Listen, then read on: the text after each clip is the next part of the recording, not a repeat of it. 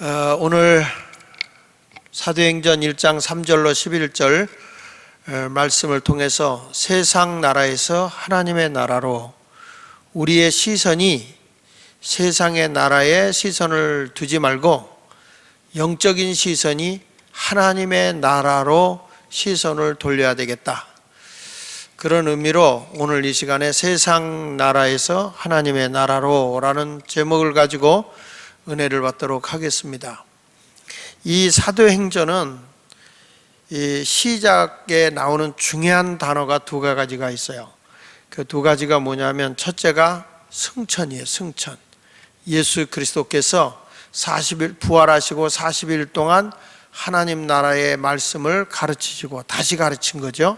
3년 동안 공생애 동안 가르치시고 난 뒤에 흩어졌던 제자들을 부활한 후에 다시 예루살렘으로 모아놓고 저들이 하나님의 나라를 가르치셨어요. 예수님께서. 그리고 이제 예수님이 세상의 모든 사역을 마치고 하나님 나라로 승천합니다. 예수님이 이 세상에 계시는 동안에 내가 너에게 떠나는 것이 유익이라고 말씀하셨어요. 그 이유는 주님이 몸으로 오셨을 때는 제한적이에요. 갈릴리에 계실 때는 갈릴리밖에 계실 수가 없어요. 근데 우리 주님이 내가 떠나는 것이 너에게 유익하다고 하는 것은 보혜사 성령을 너에게 보내주기 때문에 그 성령님은 무소부재하세요. 어디든지 하나님의 영은 역사하시거든요. 그래서 성령님이 우리에게 임하는 그런 놀라운 역사가 있기 때문에 예수님께서 승천하시면서 부탁한 게 뭐냐면 너희가 몇 날이 못 되어 성령을 받게 될 것이니 예루살렘을 떠나지 말고 너희가 성령을 받기까지 기다리라고 말씀하고 있죠. 그러니까 여기서 중요한 건 예수님께서 부활하셔서 이제 승천하시고 그 다음에 두 번째 단위로 중요한 게 성령 강림이라고요. 오순절날에 성령이 임하게 된 거죠. 그 성령이 임한 결과로 나타난 것이 뭐냐면 교회의 탄생입니다. 교회의 탄생. 그래서 이 사도행전을 우리가 쭉 읽어보면서 중요한 거는 교회가 뭐 하는 것이냐, 성령의 역사를 통해서 영혼을 살려내는 것, 그리고 하나님의 사람을 세우는 것, 그것이 교회라는 거예요. 그 사도행전을 잘 우리가 지금까지 쭉 열거하면서 말씀을 배운 적이 있지만 이 교회라고 하는 것이 성령이 오고 난 다음에 교회가 세워지는데 그 세워질 때의 모습을 보면 그 안에 감격이 있고 그 안에 눈물이 있고 그 안에 피가 있고 땀이 있어요. 그러면서 모든 나타나는 것은 하나님의 영광으로 나타나더라는 것이죠. 그래서 우리가 예수 믿고 구원받은 사람들이 모여있는 공동체에는 그 공동체 속에는 나를 구원해 주신 하나님의 은혜에 감격이 있는 것이고, 그리고 주님 뜻대로 살려고 하니까 그 앞에 때로는 눈물도 있고 아픔도 있고 희생도 있어요. 그렇지만 결과는 하나님의 영광으로 우리에게 나타난다는 것입니다. 그러면서 말씀하는 거예요. 제자들에게 이제 세상에서 눈을 돌려서 너희가 어디에다 소망을 품고 사느냐, 하나님의 나라의 시선을 둬라. 이 땅에서 열심히 살지만, 땅에서 살지만 우리의 시선은 어디를 향해 있어야 되느냐? 하나님의 나라에 세워져 있어야 된다는 거죠. 그러니까 교회는 영적으로 든든하고 신앙의 기초 위에 세워져서 하나님의 영광을 드러내기 위해서는 교회가 뭘 위해 존재하는 것입니까? 땅의 것을 바라보는 교회가 아니잖아요. 언제나 교회는 하나님의 나라를 바라보고 가는 거예요. 땅의 것은 애프터 서비스로 주님이 따라오는 것이고 우리는 그의 나라를 위해서, 그분의 뜻을 위해 살아가게 되는 것이잖아요. 그러면 땅의 것은 그냥 하나님이 애프터 서비스로 물건을 사면 서비스가 따라오는 것처럼 하나님의 나라를 위해 살면, 하나님의 나라에 시선을 두고 살면 하나님이 필요한 것은 애프터 서비스로 준다는 거예요. 그러니까 우리는 희한하게 본질을 놓쳐버리고 AS를 추구하는 경우가 많아요. 자동차를 사지 않았는데 AS가 올 수 없고 TV를 사지 않았는데 AS가 올 수 없어요.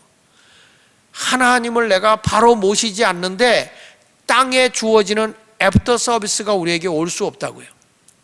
그의 나라와 그의 의를 위해 살아야 무엇을 먹을까 입을까 마실까 염려하지 않아도 하나님이 필요한 것을 공급해 준다는 거잖아요. 그래서 오늘 우리가 세상의 나라에서 하나님의 나라로 시선을 돌리자라는 제목을 가지고 말씀을 증거합니다. 첫째는 예수님과 제자들이 나눈 그 마지막 대화를 한번 보도록 하겠습니다. 예수님이 이 세상에 계신 동안 부활하시고 40일 동안 있으면서 마지막으로 이제 이 세상에서 말씀을 제자들과 나누고 승천하시는 거니까 사도행전 1장 6절에 7절에 보니까 그들이 모였을 때에 그랬어요. 그들이 누굽니까? 부활의 예수님을 목격한 자들이에요. 3년 동안 예수님에게 말씀의 양육을 받았지만 다시 주님이 부르셔서 이 그들이 모여 있는 거예요. 디베라 바닷가에 있던 제자들로부터 시작해서 또 예수님의 부활을 목격한 여인들로부터 시작해서 사람들이 모여 있을 때 예수께서 제자들이 여쭈었어요. 이르되 주께서 이스라엘 나라를 회복하심이 이때입니까? 자, 아직도 이 제자들은 예수님을 어떤 분으로 보고 있냐면 로마로부터 이스라엘을 해방시킬 그런 육적인 나라, 이 세상의 나라의 이 회복을 위해서 오신 분이 아닌가. 그러니까 예수님은 하늘의 영혼을 구원하기 위해서 이 땅에 오신, 영혼으로 구원해서 하나님 나라에 거하도록 우리를 인도하기 위해서 오셨는데 그 영혼의 메시아가 아니라 이 땅에서 나라를 해방시킬 육적인 메시아, 나라를 회복시킬 메시아라는 대로 전부 다 시선을 돌리고 있는 거예요. 예수님이 죽음을 이기고 부활하는 순간 이 제자들이 다시 모여서 하는 얘기가 주께서 이스라엘 나라를 로마로부터 해방시켜서 다시 옛날에 그 다윗 왕과 같이 나라가 태평성대를 누리고 통일 이스라엘을 형성했을 그때가 언제 이루어질 것입니까? 라고 세상에 아직도 눈을 두고 있어요. 시선을 전부 다 이스라엘이라는 세상에다가 시선을 두고 있는 거예요. 그래서 예수님께서 7절에 뭐라 했냐면 이르시되 때와 시기는, 다시 이스라엘 나라가 해방되고 하는 것은 때와 시기는 아버지께서 자기의 고난에 두셨으니 너희가 알 바 아니다. 그러니까 이것은 하나님이 알아서 할 거, 하나님이 알아서 하나님의 계획 속에서 하나님의 시간에, 이 하나님의 시간인 카이로스에 그때가 되면 이루실 거다. 그러니까 하나님이 하실 일이니까 너희는 그건 하나님께 맡기고, 지금 너희가 이스라엘이 언제 될 거냐, 땅에 있는 이 이스라엘 나라에 시선을 두지 말고 우리 주님이 이 땅에 이루려고 하는 하나님의 나라, 그것에 대해서 너희는 신경을 써야 된다고 말씀하고 있는 거예요. 그러니까 이 제자들은 세상 나라에 시선을 두고 있는데 우리 예수님은 그거 아니다. 너희들이 성령을 받고서 땅끝까지로 내 증인이 되어지는 이 땅에 하나님의 나라를 세우기 위한 시선을 둬라, 그 말이에요. 그 말. 근데 아직도 제자들은 부활의 예수를 만나고 그렇게 십자가에 못 박혀 돌아가시기 전에 세상 나라에 대해서 말씀하지 아니하고 영원한 하나님의 나라에 대해서 그렇게 말씀을 하셨음에도 불구하고 제자들은 여전히 그들의 시선이 땅의 것에다 두고 있는 거예요. 이스라엘 나라에다가 시선을 두고 있는 것이죠. 그래서 여러분이나 저는 이제는 이 세상의 어두움에 시선을 두지 말고 우리 주님이 통치하는 빛 대신 세계, 하나님의 나라에 시선을 두고 살아가는 자가 되시기를 축복합니다.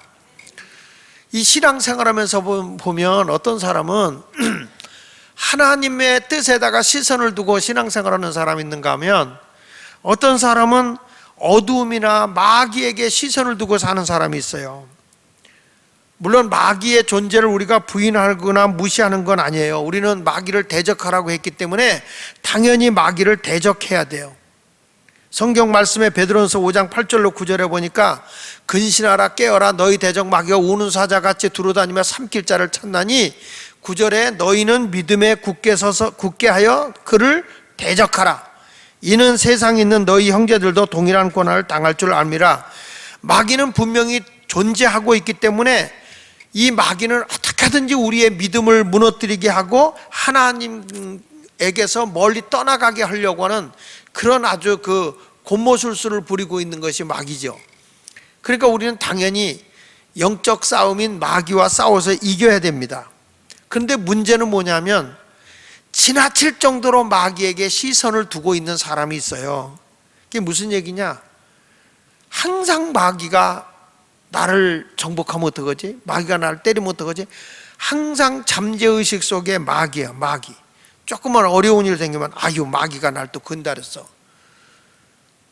새벽 기도 못 나와도요, 어젯밤에 마귀가 나를 잠을 안 깨웠어. 지가 게을러서 일어나지 않은 거지 무슨 마귀가 그랬다고 그래요. 그러니까 모든 것을 전부 다 마귀. 애가 공부를 성적이 안 나오면 마귀가 얘를 잡아서 공부가 못한다고. 여러분, 아니에요. 그건 지가 노력을 안 한 거지 마귀가 하는 게 아니야. 그러니까 모든 것을 이 사람들은 사사건건 마귀 전부 다 마귀에게. 그러니까 지나가다가 엎으러져도 마귀가 나를 발을 붙잡아서 넘어졌다고 그러고, 항상 마귀에게 그냥 포로가 돼가지고 그냥 마귀 모든 걸 마귀에다가 내가 얽어매는 사람이 있어요. 그런데 여러분, 그걸 대적해야 되는 건 대적해야 되지만 그러지 마시고 하나님의 영이 나를 지배해버리면 마치 빛이 오면 어둠이 떠나가는 것과 같이 우리가 그리스도의 영인 성령이 내 안에 충만히 임하면요, 마귀는 그냥 나가는 겁니다.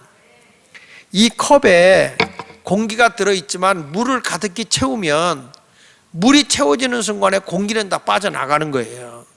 그러니까 마귀 하지 말고 성령님 오시라고. 항상 우리가 빛이 오면 어둠이 떠나가는 것처럼 성령을 모셔드리면, 하나님의 영을 내 안에 모셔드리면 악한 영인 마귀는 떠나게 돼 있잖아요. 근데 왜 성령으로 충만할 생각을 하지 않고 자꾸 마귀. 이 사람들이 희한하게 어두움에다가 시선을 두는 거예요. 어두움에다가. 하나님의 밝은 영에다가 시선을 두고 살면 늘 주님과 동행할 수 있거든요.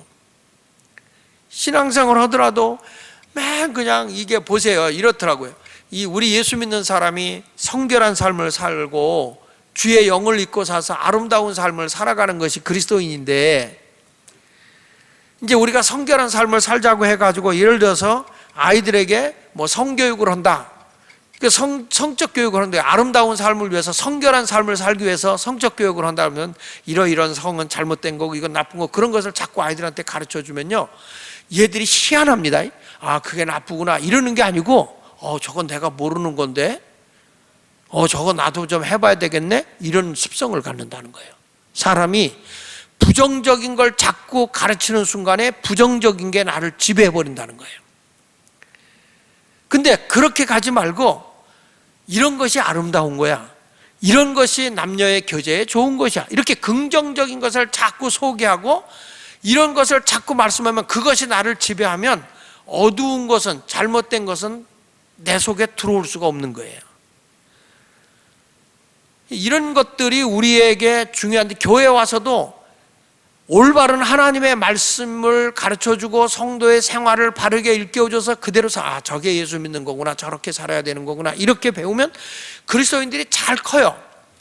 그런데 어느 교회가 이랬다더라, 누가 부정적인데 어느 장로가 이랬다, 이런 얘기를 자꾸 하게 되면 들으면서 배워요.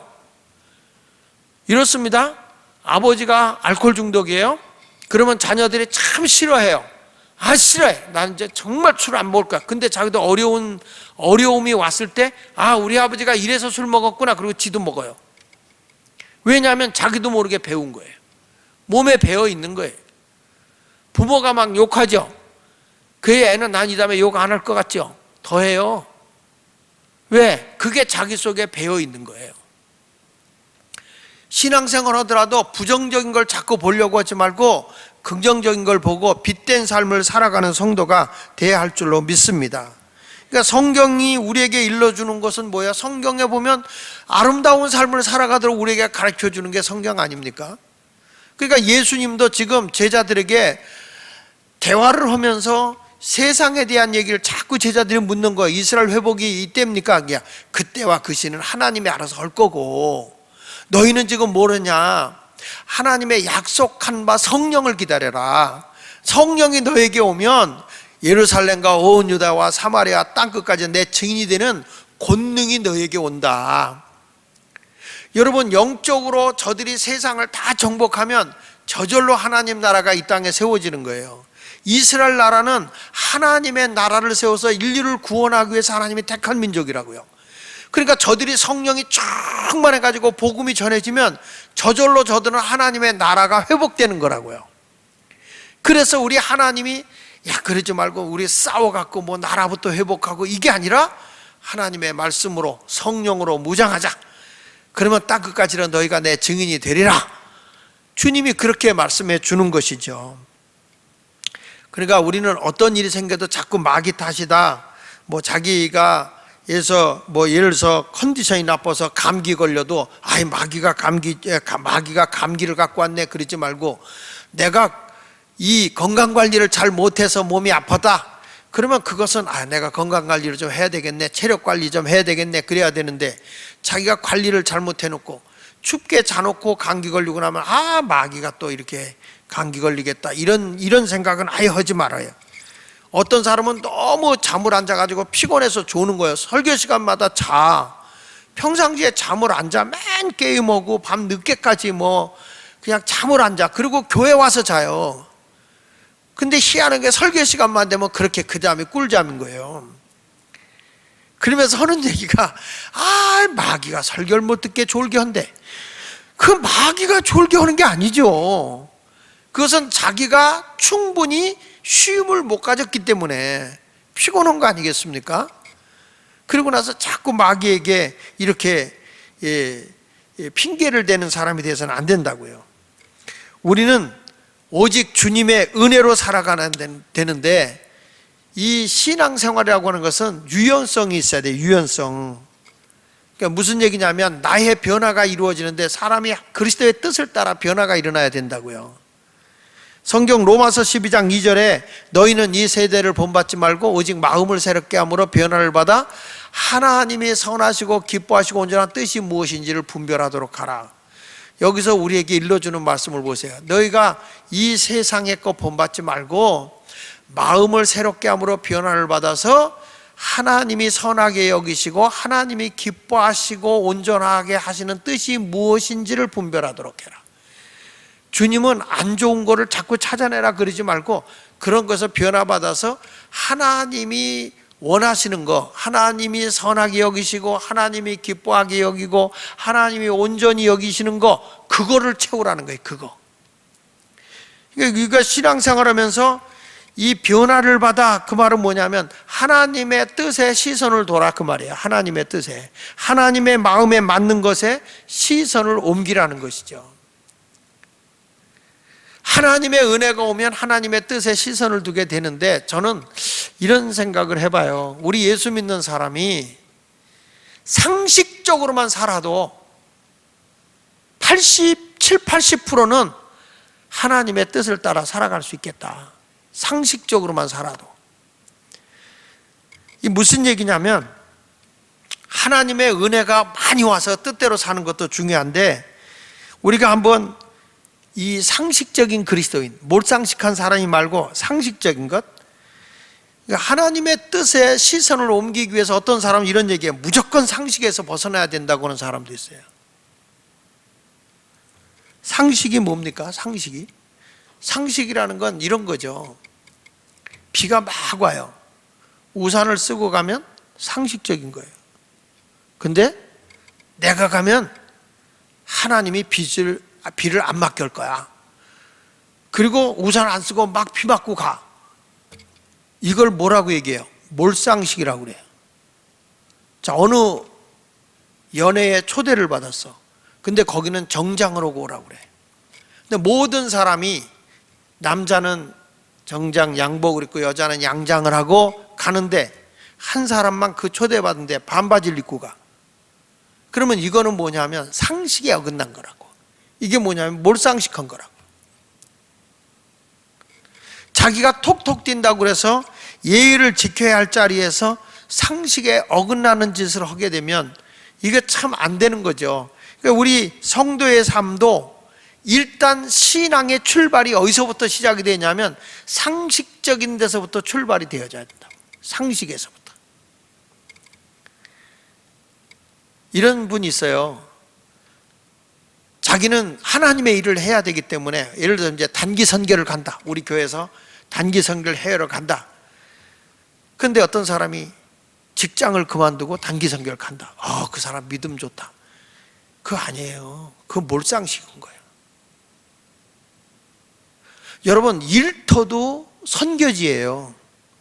내가 일하는 데서도 아무 문제 없이 일하고 있으면 거기서 그리스도의 복음을 전하면 되는 것이지, 내가 시간이 있어서 정말 그 선교지에 단기 선교를 가는 거예요. 누가 뭐라고 그러겠어요. 직장 생활하는데 뭐 주일 성수하는데 문제 없고 하나님 앞에 예배하는데 문제 없고 한다면 그 뭐 아무 문제 없는 거예요. 그런데 아무 문제가 없는데 단기 선교 가야하기 때문에 휴가를 신청을 한 거야. 근데 안 된다고 그래. 그러면은 상식적으로 그냥 알겠습니다 하고 거길 따라야 되는데 사탄이가 역사한다.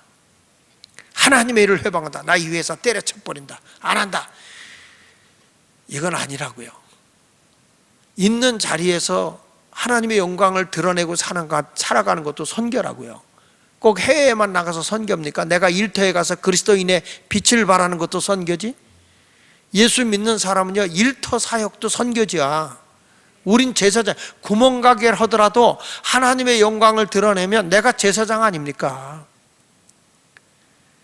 그래서 우리는 만인 제사장이라는 거예요.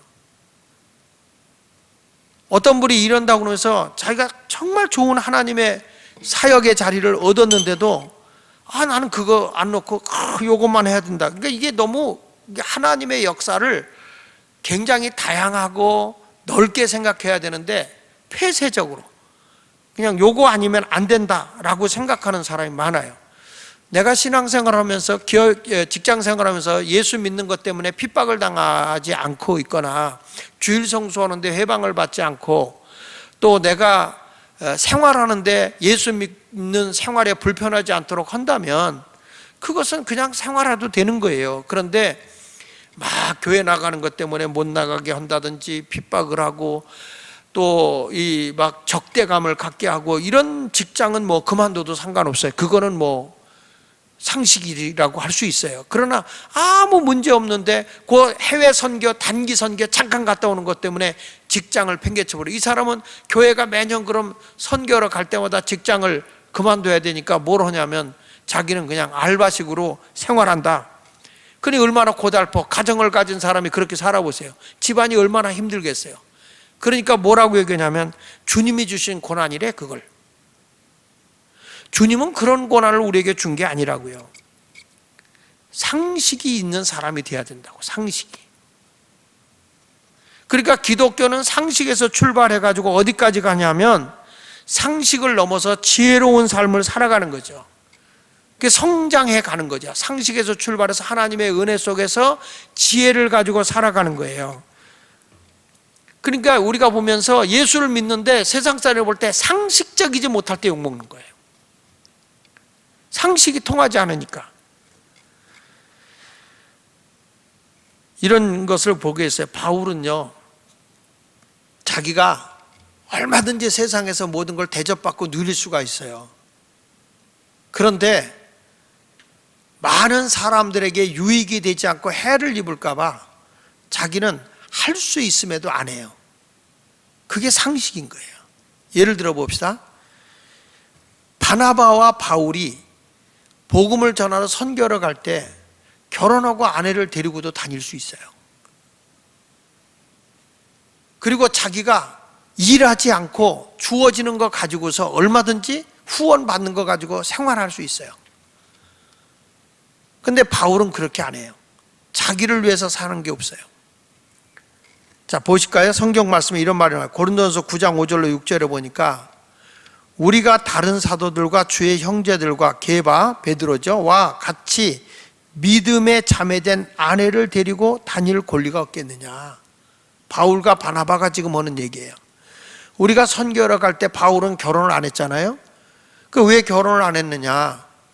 내가 복음을 전하러 갈 때에 얼마든지 나도 다른 사도들과 같이 아내를 데리고 다니면서 얼마든지 내가 할 수 있다. 근데 6절 보세요. 어찌 나와 바나바만 일하지 아니할 권리가 없겠느냐? 왜 우리라고 일 안 하고 자비랑 선교 안 하고 얼마든지 나도 후원 받은 걸로 할 수 있지 않냐? 근데 왜 내가 이렇게 했는지 아냐? 내가 왜 이렇게 했는지 아냐? 12절에 이런 말을 해요. 고린도서 9장 12절에 다른 이들도 너희에게 이런 권리를 가졌거든 하물며 우리일까 보냐? 우리도 이런 권리 가지고 있다. 그러나 우리가 이 권리를 쓰지 아니하고 범사에 참는 것은 그리스도의 복음에 아무 장애가 없게 하려 함이라. 이게 지혜라는 거예요. 상식적으로 할 수 있는데 상식적으로도 이거 해도 다 통하는 거다.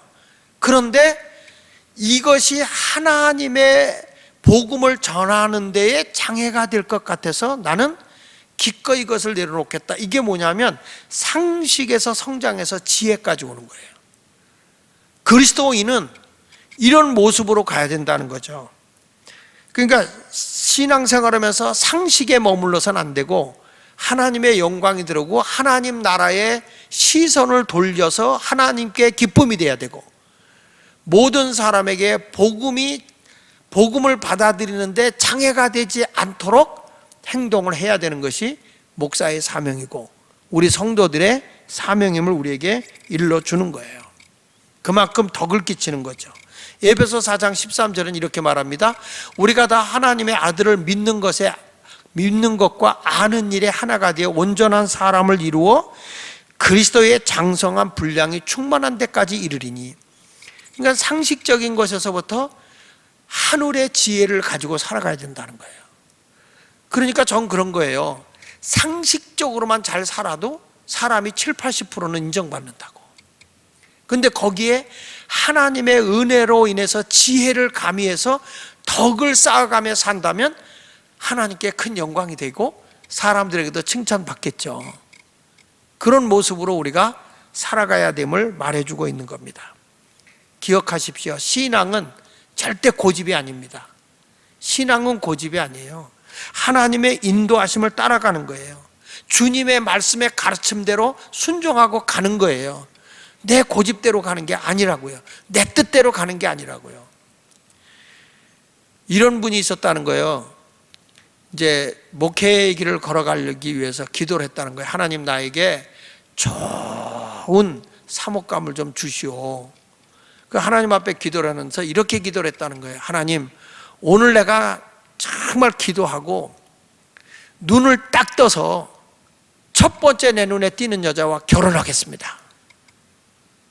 그리고 이제 하나님의 은혜가 아니야. 이거는 지 고집이지. 그래가지고 막 기도를 한 거예요. 기도를 하는데 딱 보니까 정말 앞에 탁 하고 여자 하나만 있는 거예요. 그래 가서 보니까 그 여자 혼자 살아. 근데 이분보다 나이가 14살이 많아. 실화에 실화. 그래가지고 이분이 쫓아가면서 나하고 결혼하자고. 하나님이 응답했다고. 그 여자가 정신 나간 소리 하지 말라고. 그런데도 계속 3년을 쫓아다녔어요. 결혼하게 해달라고. 하나님의 뜻이라고. 절대 하나님의 뜻이 아니야. 근데 결혼이 됐겠어 안 됐겠어요? 3년을 쫓아다녀서 안 됐어요. 근데 그 목사는 지금도 그 간증을 해요. 딴 여자하고 살면서. 이 미친 거예요, 미친 거예요. 이 신앙생활이 이렇게 자기 중심으로 이렇게 고집으로 가면 안 된다고. 하나님의 인도하심, 하나님의 섭리, 하나님의 주권으로 가야 되는데 전부 다 자기 고집으로 가려고 하니까 문제인 거죠. 믿음은 자기 고집이 아니에요. 하나님의 인도하심, 하나님의 돌보심으로 하나님의 말씀에 따라 순종하고 살아가는 것이 믿음인 줄로 믿습니다. 그러니까 저는 그래요. 예수 믿는 사람이 좀 유연성이 있어야 된다는 게 그거라고. 자기가 이거다 그러면 그대로 가는 게 아니고 무엇이 하나님의 뜻이지, 무엇이 하나님이 기뻐하는 일인가, 그걸 생각하고 가야 된다고요. 좀 그런 사람 봐요. 이렇게 보면 이 사람은 목사감이 아닌 거야. 신학교 가서는 안 돼.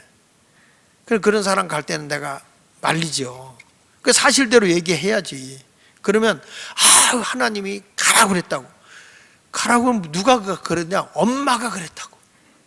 너는 엄마가 그래서 가야 된다고 되는 일이 없을 것 같다고.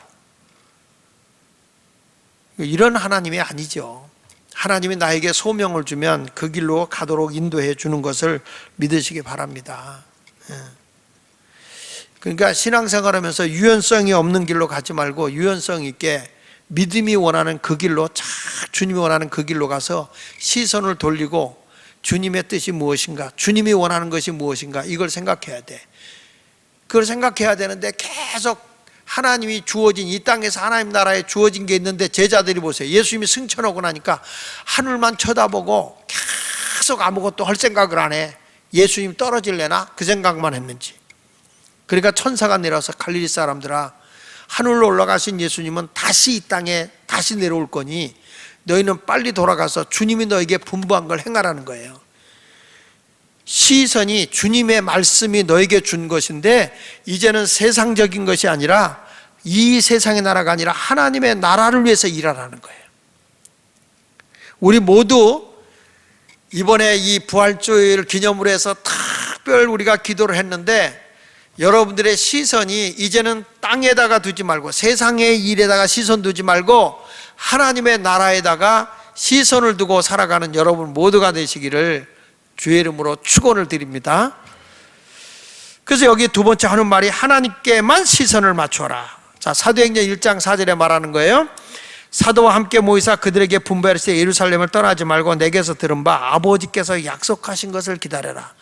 너희들 지금 이때가 이스라엘 회복할 땐가 할 땐가 하지 말고 하나님의 나라, 하나님께만 시선을 두는데, 지금 너희에게 몇 날이 못 돼요. 성령을 받게 될 거니까 예루살렘 떠나지 말고 아버지 약속한 거 기다려라. 그래, 거기다가 주님의 말씀 안에다가 시선을 둬야 돼요. 그리고 사도행전 1장 8절에 말한 대로 우리 잘 아는 거죠. 오직 성령이 너에게 임하시면 너희가 권능을 받는다, 능력을 입는다. 이 세상에 하나님 나라를 입고 살아가려면 권능을 입어야 된다, 능력을 가져야 된다. 그래서 너희가 성령이 너에게 임하시면 권능을 받고 예루살렘과 온 유대와 사마리아와 땅끝까지는 내 증인이 되리라. 하나님께 시선을 맞춰야 할 가장 중요한 핵심은 권능을 우리가 필요로 하기 때문에 그렇다는 거예요. 하나님의 나라는 말에 있지 않냐고 능력이 있다 그랬죠. 하나님 나라에 시선을 두려고 할 것 같으면, 하나님의 나라에다가 초점을 두고 내가 살아가려고 하면 우선 내가 얻어야 될 것이 뭐냐? 하나님의 권능이라는 거예요. 하나님의 능력이 내게 오도록 해야 된다는 거죠. 그러면 그 권능의 원천이 누구로부터 오느냐 하면 하나님께로부터 온단 말이에요. 아무개로부터 오는 게 아니라 하나님께로부터 오니까 우리가 하나님께 방향을 잡아놓고 하나님 나 좀 능력을 주세요, 하나님 이것 좀 도와주세요 하면 그게 하나님이 우리를 인도하신단 말이에요. 이게 지혜예요, 지혜. 쉽게 설명을 하면 이런 거예요. 형이 이제 아버지가 아이스크림을 2개를 사다 줬대요. 형하고 동생하고 이제 아들 둘에게 줬는데, 형은 먹는 게 빨라서 이게 먹는 걸 와작와작 먹어서 빨리 먹었어, 아이스크림을. 근데 동생은 얼마나 이걸 아껴서 먹는지 핥아먹어. 형이 먹고 보니까 아이스크림을 동생 걸 뺏어 먹고 싶은 거야. 그러니까 동생 걸 가지고 형이 뭐라 하냐, 야 우리 가위바위보해서 아이스크림 한 입씩 먹게 하자, 네 거 갖고. 이미 형은 다 먹어버렸고. 그러니까 동생이 이거 내 거야. 아니 그러니까 형하고 한번 해봐, 재밌게 하잖아. 못 이겼어. 동생은 너무 착해, 우리 교인들 같아. 그래서 하자. 그래서 가위바위보 했는데 형이 계속 져줘, 5번을. 그러니까 이 동생이 재밌는 거야, 형을 계속 이기니까. 형은 아주 쇼를 잘해요. 또 졌네, 또 졌네. 얘는 그게 재밌어가지고 먹지도 않아요. 혓바닥만 대고 말어. 그리고 5번 정도 형이 져줬어. 그리고 마지막에 형이 이제 다시 한번 딱 이겼어. 야, 형이 이제 한 입 먹으면 되지? 그리고 다 먹어버린 거야. 한 번에 그냥 꿀꺽 먹으니까. 자기는 재밌게 하느라고 살짝 입에다 대고 먹지도 않았는데 형은 한 입에 그걸 다 먹어버리니까 이 동생이 내 아이스크림 형이 다 먹었다고 엉엉 우는 거야. 엉엉 우는데 특이한 거는 형을 향해서 우는 게 아니야. 형 때문에 우는 게 아니고 어디를 보고 우냐면 방을 향해서 우는 거예요. 아빠, 형이 내 아이스크림 한 입에 다 먹었어. 그리고 막 우는 거예요. 아빠, 형이 내 아이스크림 다 먹었어요. 지금 아이스크림은 형이 먹었는데 우는데 누굴 불러? 아빠를 불러요. 아빠가 나오더니 형이 다 먹었네? 걱정하지 마, 아빠가 사줄게. 나는 이게 지혜라고 생각해요. 세상에 살아가다가 힘들고 어려워, 내 거 다 빼앗겨서 다 잃어버려서 그때 보면 그걸 사람을 붙잡고 울어도 안 되고 내가 그 문제를 놓고 울어도 안 돼. 이 아이가 너무 지혜로워. 아이스크림을 사줄 수 있는 분이 누구냐? 아빠야. 그러니까 형이 내 거 뺏어 먹었어 아빠 하는 거예요. 그러니까 아빠의 주머니에서 돈이 나와 아이스크림을 사줘. 하나님도 똑같다 그 말이에요. 우리가 세상에 살아가다 내 뜻대로 내 계획대로 안 돼. 내가 감당할 수가 없어요. 이런 어려움이 왔을 때 여러분은 누구를 향해서 울겠냐는 거예요. 나 자신에게 신세 타령하고 울겠느냐, 아니면 내 물질을 빼앗아 가버리는 어떤 사람 사기쳐가지고 뺏긴 그 사람을 바라보고 통곡할 거냐. 아무도 해결해 주지 못해요. 그런 걸 다 잃어버렸을 때 우리가 향하여 울 수 있는 분은 하나님 아버지밖에 없는 거예요.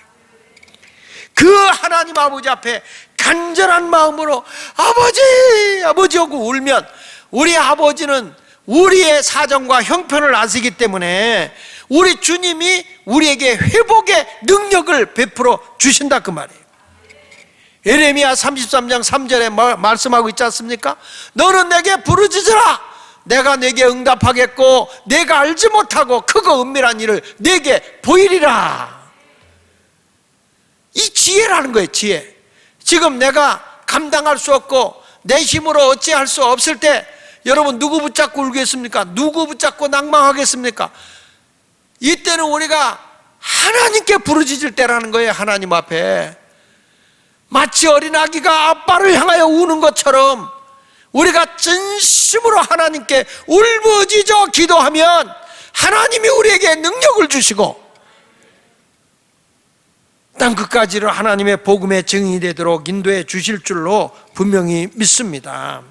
오늘 이 시간에 이 승천하시기 전에 예수님께서 너희들 이제 세상 나라에 시선을 두지 말고 하나님의 나라에다가 시선을 두라고 그렇게 주님이 지금 간청하고 있는데 제자들은 여전히 하늘만 보고 있는 거예요. 자, 우리 11절 좀 한번 띄워주세요. 11절 마지막 절에 보니까 사도행전 1장 11절에 우리 한번 같이 사도행전 1장 11절 좀 띄워보세요. 자, 다 같이 읽어봅니다. 시작. 이르되 갈릴리 사람들아 어찌하여 서서 하늘을 쳐다보느냐. 지금 예수님께서 제자들에게 지금 너희가 예루살렘에 모여서 성령을 받기까지 지금 예루살렘을 떠나지 말라는 거예요. 그래서 오직 성령이 너희에게 임하시면 너희가 권능을 받는다고 그러는데 그 성령을 어떤 자에게 주냐면 기도하는 자에게 주더라고요. 하나님의 능력은 아무한테나 오는 게 아니라 성령을 사모하고 간절히 기도하면 그 기도하는 자에게 성령이 오는데 지금 이 제자들이 예수님이 하늘로 올라가니까 하늘만 쳐다보고 있는 거예요. 요즘에도 교인들이 그런 사람이 있어요. 기도는 하지 않고 아시지 하나님은 내 사정 아실 거야 그리고 하늘만 쳐다보고 있으니까 답답한 거예요. 그러니까 주님께서 여기 천사를 동원해서 하는 말이 하나를 갈릴리 사람들아 어찌하여 서서 하늘을 쳐다보느냐. 너희 가운데 하늘로 올라가신 이 예수는 하늘로 가심을 본 그대로 다시 재림하실 거다, 오실 거다. 그때까지 하나님의 나라를 위해서 일어나는 거예요.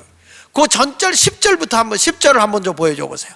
10절에 보면 이 갈릴리 사람들이 지금 어떻게 하고 있는가 보세요. 이 갈릴리 사람들은 예수의 제자들이잖아요. 올라가실 때 제자들에게 자세히 하늘을 쳐다보고 있는데 그랬어요. 계속 하늘만 쳐다보고 있는 거예요. 요즘 교인들이 그런 신앙을 갖는 사람 많아요.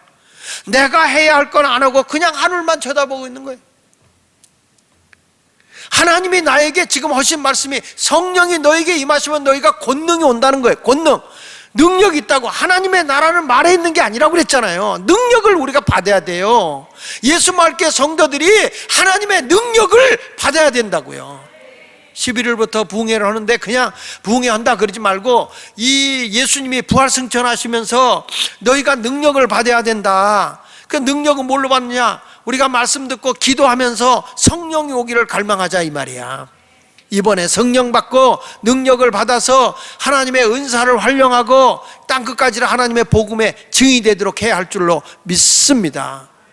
우리는 그런 갈망함이 있어야 돼. 갈망함이. 어떤 일이 있어도 그냥 막연하게 쳐다보고 있지 말고 이번에 하여튼 오순절 마가다락방에 모여서 저들이 전혀 기도에 힘쓴 것처럼 우리 모두도 이번에 이렇게 하나님의 나라를 위해서 시각을 거기다 두고 산다면 권능을 입기 위해서 땅끝까지를 하나님의 복음의 증인이 되기 위해서 우린 기도하면서 주여 성령님을 우리에게 주시옵소서, 성령의 능력을 우리에게 공급하여 주시옵소서 간절한 마음으로 기도하시기를 바랍니다. 그래서 성령의 능력을 힘주시길 바랍니다.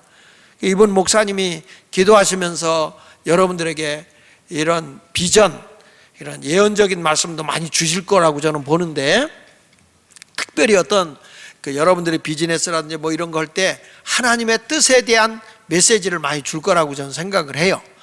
여러분들이 그렇게 아시고 이번에 큰 은혜를 갈망하면서, 그래봐야 뭐 4번이잖아. 4번 주일 4시 월, 화, 수 저녁이니까. 물론 새벽은 제가 합니다.